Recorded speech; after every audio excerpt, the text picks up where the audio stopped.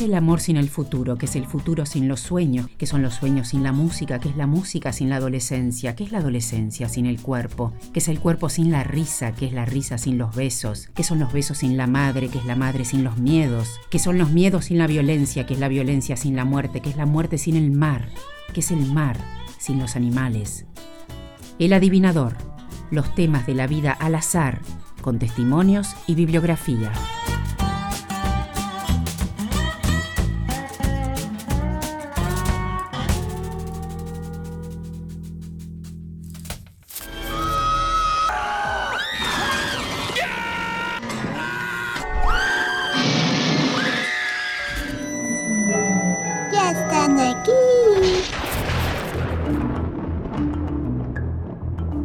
Hay miedos domésticos, miedos atávicos, miedos pensados o instintivos, pequeñas dosis diarias, miedos de todos los días, de llegar tarde, de decir que sí, de ausencias o de presencias. El escritor norteamericano Raymond Carver hizo su lista en un largo poema, a cada uno la suya y a cada época sus miedos.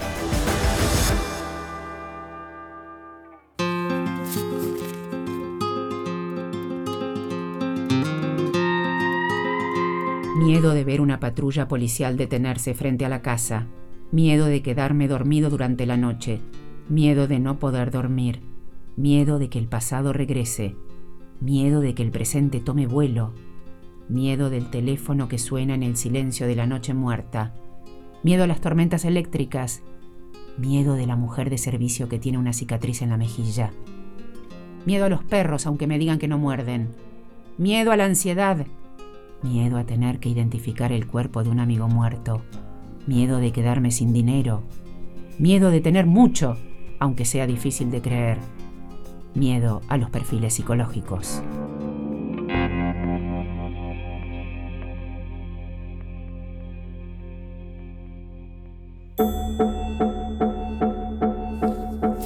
Me gustan mucho los miedos. O sea, ahora estoy diciendo, bueno, estoy teniendo miedo, ¿no? Seguramente es al revés, pero me gustan las pesadillas también. No vivirlas, pero me parece que es como un encuentro buenísimo. Como no sabía que estaba acá también. Siento que eso es un poco el miedo también. Para mí es... bueno, me sale la parte familiar, pero como que esta cosa, bueno, Lacan decía que el inconsciente era un enemigo digno, para mí el miedo es como también un enemigo digno. Como esta cosa que se construye siempre, que es propia, pero que siempre se da en una especie de perfeccionando, como para siempre tener la fórmula de nuestra posesión.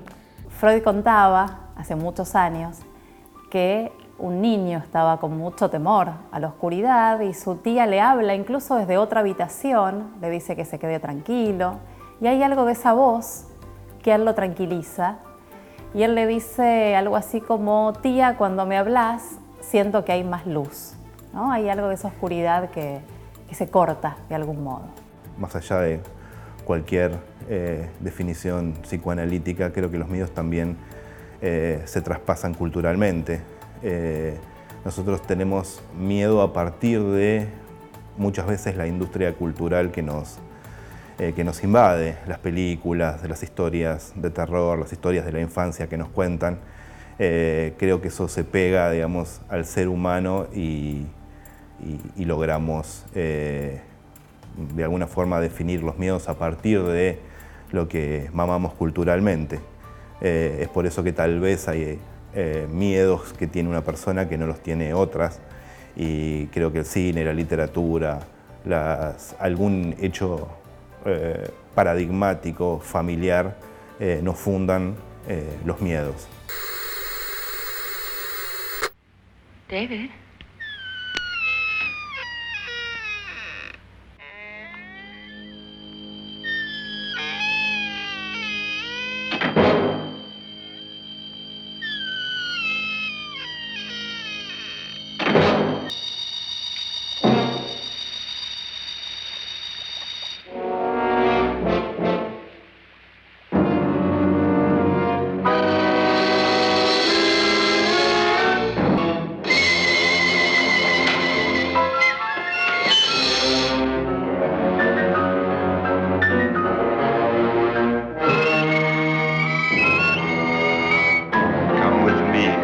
Yes, come with me.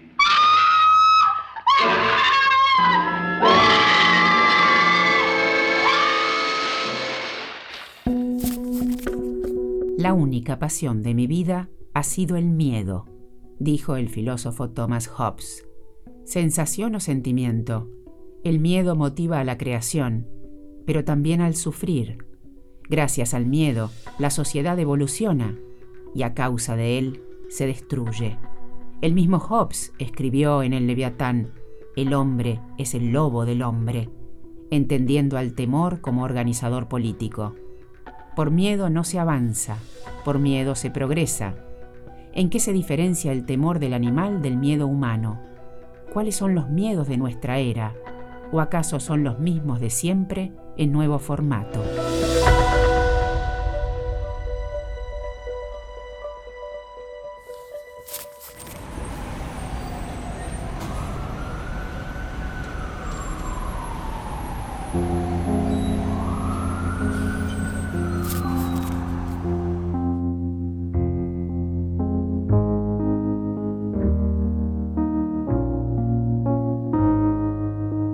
En una sociedad que te convoca a ser el único responsable de tu futuro, a ser el único responsable de tu progreso individual, es decir, una sociedad de competidores, los que reciben una ayuda me significan una amenaza, me significan un peligro. Lo que hay detrás de esos discursos es sobre todo un temor por aquellos otros, por lo que esos otros me pueden representar, porque en principio pueden representar que yo quede en el fondo del fondo, ¿no? El problema es que ahora tenemos representantes del campo político, incluso representantes del Estado, que avalan, que no solo hablan contra los migrantes, contra los pobres, con lo cual se expanden, se potencian, se refuerzan en la medida en que consiguen liderazgos que los legitimen.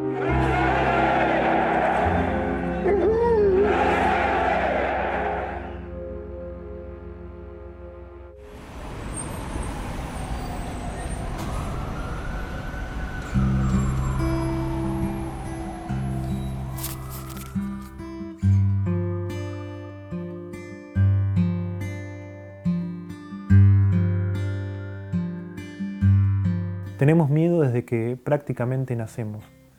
De hecho, la primera separación del otro, cuando somos niños, es a través del miedo. Y esto se ve en la aparición de los primeros miedos tempranos, los miedos de los niños. Me refiero sobre todo a una serie que empieza con el miedo a la oscuridad, que luego se transforma en el miedo a lo monstruoso o a los monstruos, que luego se transforma en el miedo a los ladrones que pueden entrar en la casa y que finalmente son los miedos a que le pase algo al otro. Esto que llamo la serie de los miedos, lo que muestra es cómo progresivamente, a través de los miedos, reconocemos algo que no somos nosotros mismos. El miedo es lo otro. Es el miedo a lo informe, como es el caso de lo oscuro, y luego es a lo deforme, que es el caso del monstruo, que luego es el miedo a alguien que sería equivalente a mí, como podría ser un ladrón, ¿no? Esto es, los miedos se van antropomorfizando, van tomando forma humana.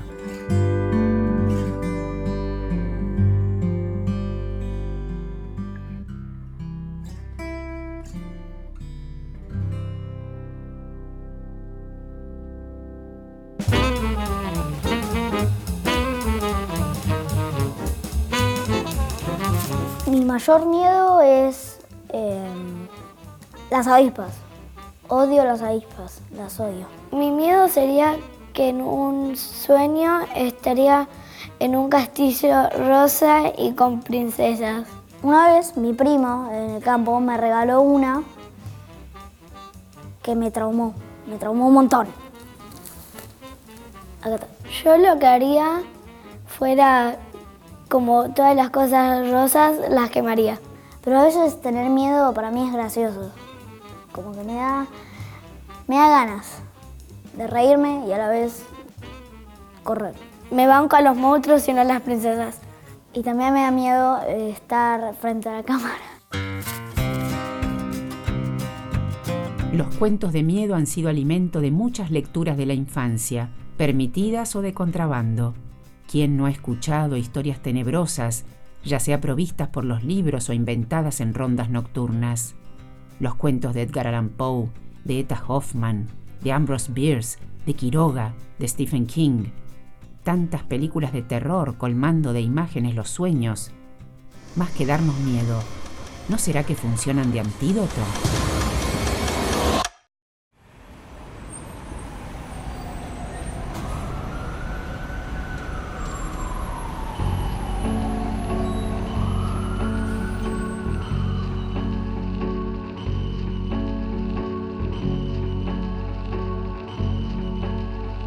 Soy un especialista en miedos, te diría.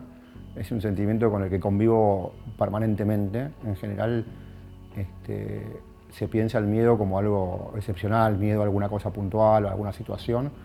Yo creo que lo tengo incorporado como algo, digamos, natural y permanente. Y también tiene el miedo, o los miedos tienen como una connotación de sentimiento negativo.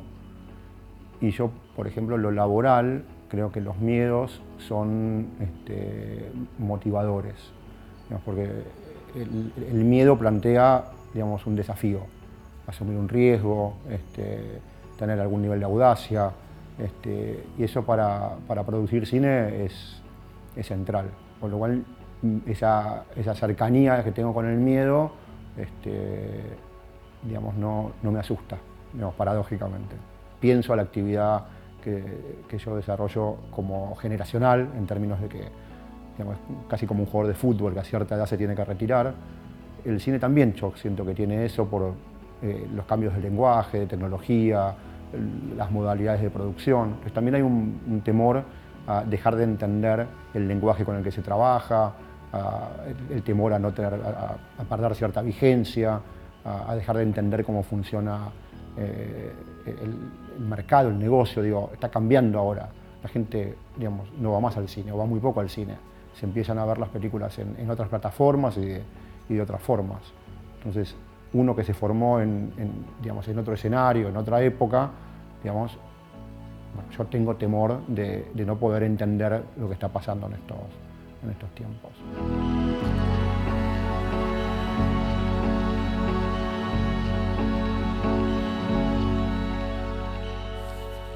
Como que siento que cuando uno tiene miedo de algo y lo verbaliza y dice por qué tiene ese miedo, y ahí y uno hace como la estructura de decir, tengo miedo por tal cosa, y de alguna manera que lo desmembrana, ahí es el momento en que uno es consciente de la voluntad que tiene y de la fuerza que uno puede tener para enfrentarse a eso. Y en ese enfrentamiento en el que la voluntad es, de alguna manera se pone en juego y sobrepasa ese miedo y acciona, ahí es cuando uno se da cuenta que el miedo es chiquito y que es simplemente una construcción que uno se hace.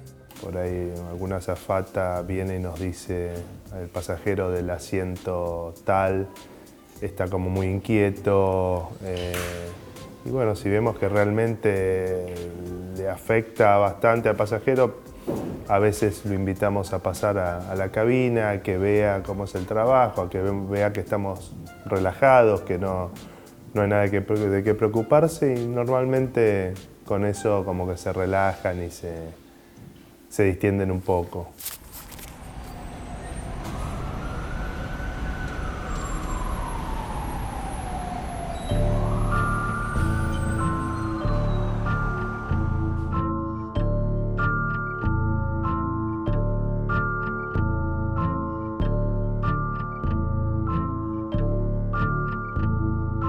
El gran miedo que se vincula de alguna manera con el amor, que es el miedo a la soledad. Creo que ese es uno de los mayores miedos que tiene la humanidad en general, que suele ser disfrazarse en diferentes miedos. Por ejemplo, cuando viajo en avión me da muchísimo miedo que se caiga el avión, pero muchísimo. No solamente miedo, estoy seguro de que se va a caer el avión, hago todo un ritual previo, como así cabalístico para que no suceda. No duermo durante los días anteriores y demás. Sin embargo, eso me suele pasar solo cuando viajo solo y no tanto cuando viajo acompañado. Evidentemente el miedo no es tanto a morir porque se caiga el avión, sino a morir solo. o sin un amor cerca, ¿no? Porque estás acompañado de otra gente. También me suele dar más miedo cuando voy que cuando vuelvo. Los viajes de regreso no me dan tanto miedo, probablemente porque estoy volviendo a la compañía, al hogar. Entonces creo que en el fondo de muchos de los pequeños miedos que tenemos están los grandes miedos. Y creo que el miedo a la soledad en mi caso, y creo que en forma bastante extendida, es como uno de los miedos icónicos. Y el miedo a la muerte me parece que se relaciona mucho con eso. Muerte y soledad, no sé si son primas hermanas, si son hermanas, o si son la misma cosa, o si significan la misma cosa, pero me parece que están detrás de gran parte de nuestros miedos cotidianos.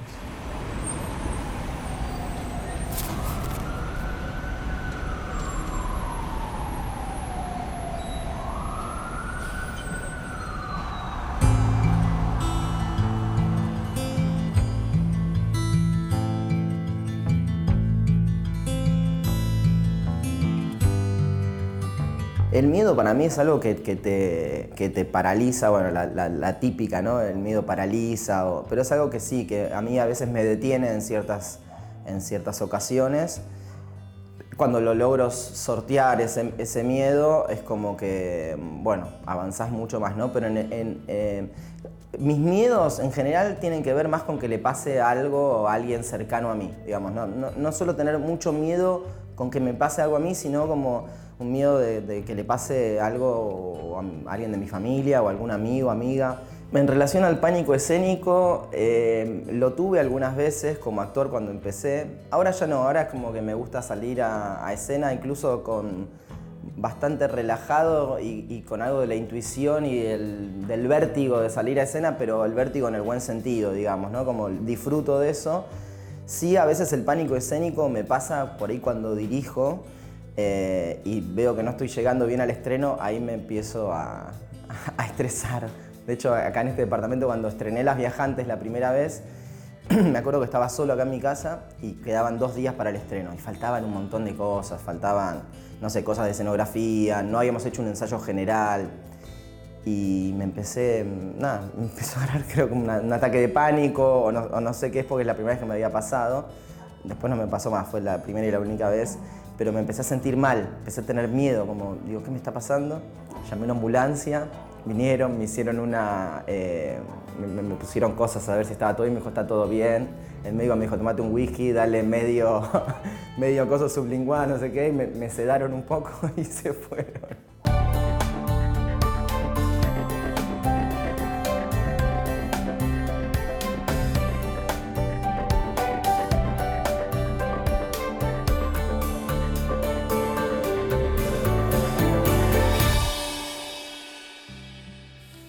El miedo es inicialmente el afecto de la diferenciación con el otro y luego es el afecto del deseo. No hace falta más que tener miedo de algo para darnos cuenta de que eso implica algún deseo en juego ahí. Claro, ¿no? Digamos, el miedo es el afecto de un deseo que no reconocemos como propio. El miedo es el afecto del deseo que está a punto de realizarse y que más bien nosotros nos resistimos a la realización de ese deseo. Siempre que estamos temerosos, estamos deseantes, ¿no? De hecho, muchas veces nuestro idioma mismo da cuenta de eso, ¿no? Cuando a veces decimos, tenía miedo de que no vengas, ¿no? Y no queda muy claro si eso era tener miedo de que venga o que no venga el otro, ¿no? El miedo es equívoco en ese punto, indetermina, ¿no? El miedo rápidamente, ¿no? Se vuelve también una causa de excitación, ¿no? Esto también es algo que se ve bastante frecuentemente en los niños, ¿no? Digamos, al mismo tiempo aquello a lo que temen es algo a lo que captura, ¿no? En el miedo al mismo tiempo que hay una reacción de lejanía, hay una relación de proximidad, ¿no? Esto es, en ese sentido, los miedos en absoluto son algo negativo, en absoluto son algo patológico. Los miedos son, como decía hace un momento, ¿no? La vía por la que se cuela el deseo en la experiencia humana.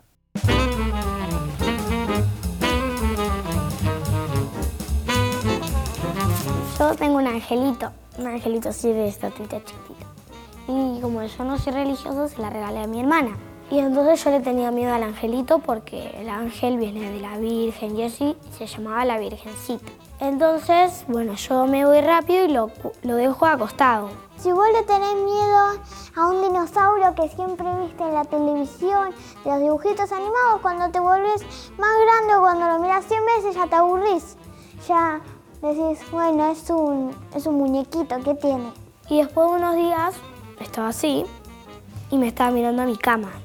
Y dije, bueno, esto ya no puede ser, lo tengo que compartir con alguien. A mí me pasó una vez de que vi un video de que no sé qué, era muy tenebroso y me pasó. Y no se me va todavía.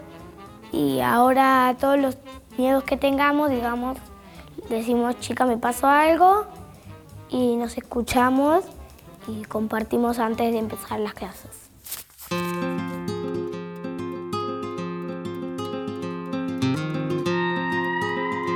Miedo a llegar tarde y de llegar antes que cualquiera. Miedo a ver la escritura de mis hijos en la cubierta de un sobre. Miedo a verlos morir antes que yo y me sienta culpable. Miedo a tener que vivir con mi madre durante su vejez y la mía. Miedo a la confusión. Miedo a que este día termine con una nota triste. Miedo a despertarme y ver que te has ido. Miedo a no amar. Y miedo a no amar demasiado. Miedo a que lo que ame sea letal para aquello que amo. Miedo a la muerte. Miedo a vivir demasiado tiempo. Miedo a la muerte. Eso ya lo dije.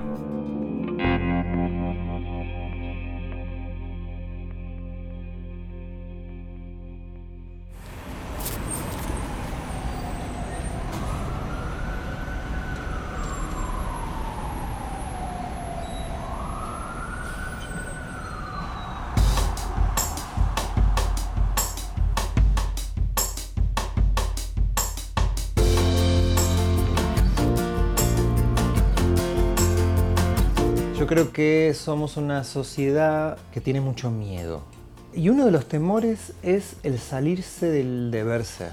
El deber ser, que tiene que ver con la norma, sigue siendo un deber ser muy antiguo, que viene de toda nuestra cultura occidental judeocristiana, con toda su culpa, con ese cuerpo culposo de ser, por ejemplo, deseante, con esa opresión a la mitad de la población solo por ser feminidad. O sea, todo eso acumulado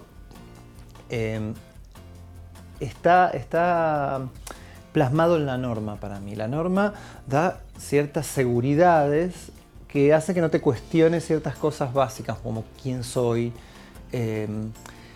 por qué, por ejemplo, como feminidad me tratan como me tratan, ¿no? Uno al ser consciente de que esos roles y esas cosas, la gran mayoría están impuestos, no están elegidos, y una se construye con libertad, se da cuenta que la construcción es permanente, porque es hacer consciente lo que somos. Confianza y audacia es todo a la hora de casi todo en la vida. Entonces sí, cuando uno no tiene confianza, digamos, los temores están por todos lados. Y la experiencia, digamos, un poco, calma algunas de esas inseguridades que uno tiene. La sensación en nuestras sociedades hiperinformadas es que todo el tiempo puede pasar algo grave, algo malo. ¿Por qué? Porque las noticias que consumimos están en su gran mayoría compuestas por hechos que no suceden como debería haber sido, por cosas que no, por disfunciones, cosas que no salieron bien.